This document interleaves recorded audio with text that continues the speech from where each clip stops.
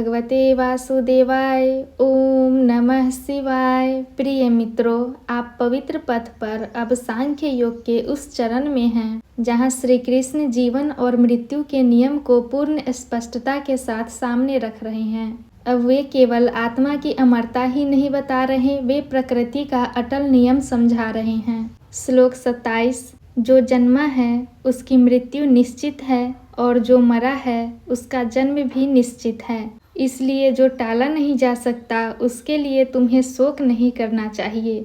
मित्रों, यह श्लोक जीवन का एक अपरिवर्तनीय सत्य है। जो जन्मा है वह मरेगा। यह कठोर लग सकता है लेकिन यह नियम है। और जो मरता है वह किसी रूप में फिर जन्म लेगा। कृष्ण यहाँ भय पैदा नहीं कर रहे, वे स्थिरता दे रहे हैं। यदि मृत्यु निश्चित है तो उससे भागना कैसा? यदि जन्म और मृत्यु प्रकृति का चक्र है तो उसके लिए शोक क्यों? शोक किसके लिए होता है? जो अप्रत्याशित हो, जो अन्यायपूर्ण लगे, जो अचानक लगे। लेकिन जन्म और मृत्यु दोनों ही निश्चित है। मित्रों, हम सूरज के अस्त होने पर रोते नहीं क्योंकि हमें पता है वह फिर उगेगा। उसी प्रकार जीवन और मृत्यु अस्तित्व का चक्र है। कृष्ण कह रहे हैं जिसे टाला नहीं जा सकता उस पर शोक करना अज्ञान है। यह कठोरता नहीं है, यह स्वीकृति है। स्वीकृति से मन शांत होता है, विरोध से दुख बढ़ता है। श्लोक 28। हे भारत, सभी प्राणी जन्म से पहले अव्यक्त थे, बीच में व्यक्त होते हैं और मृत्यु के बाद फिर अव्यक्त हो जाते हैं। फिर इसमें शोक किस बात का? मित्रों, यह श्लोक अत्यंत सुंदर है। जन्म से पहले हम कहाँ थे? अव्यक्त।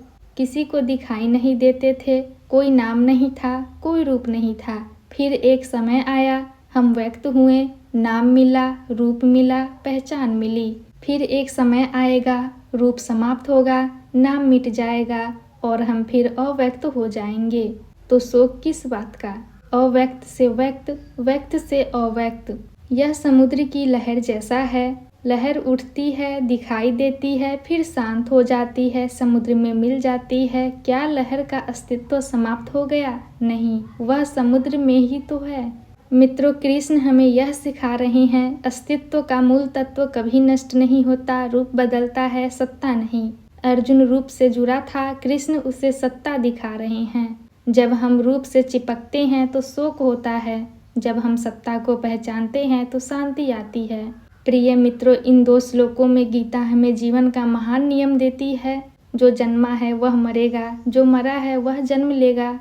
जो अव्यक्त है वही व्यक्त होता है और फिर अव्यक्त हो जाता है। यदि यह समझ हृदय में उतर जाए तो वियोग हल्का हो जाता है, मृत्यु का भय कम हो जाता है और जीवन का अर्थ गहरा हो जाता है। अब आगे कृष्ण बताएंगे आत्मा अद्भुत है। कुछ लोग उसे आश्चर्य से देखते हैं, कुछ सुनते हैं, कुछ समझ नहीं पाते और वहीं से आत्मा का रहस्य और भी प्रकट होगा। पवित्र पथ के साथ बने रहिए। गीता अब आत्मा की अद्भुत महिमा का अगला द्वार खोलने वाली है। ओम शांति शांति शांति।